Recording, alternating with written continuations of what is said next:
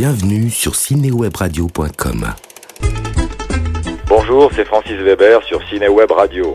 Même un King of Comedy peut se planter. La preuve par deux avec Billy Wilder et Francis Weber, victimes tous deux de pignon.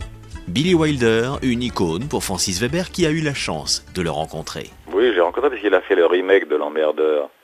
Et c'est drôle parce qu'il y a deux personnes qui se sont plantées dans le remake de L'Emmerdeur, Billy Wilder et moi. Alors bon, lui, il a loupé, parce que il est pas bon son film, mais c'était son dernier film.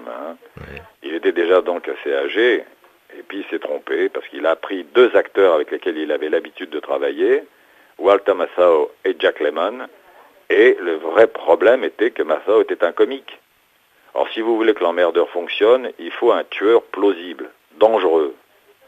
S'il avait fait le remake de L'Emmerdeur en Amérique, avec à l'époque Bronson ou Eastwood pour jouer le tueur, et Jack Lemmon pour jouer le suicidaire, il avait une chance.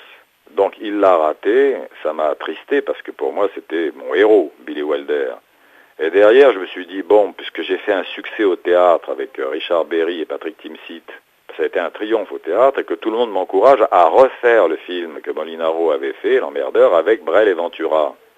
Le film daté de 35 ans, tout le monde me disait, les gens ont oublié, il y a une nouvelle couche de spectateurs. Et j'ai fait une connerie. C'est-à-dire que je me suis mis sur ce truc-là, et ça a été le beat de ma vie. Et pourquoi ? Vous avez une idée pourquoi Ben oui, parce que j'ai fait de la profanation de sépulture.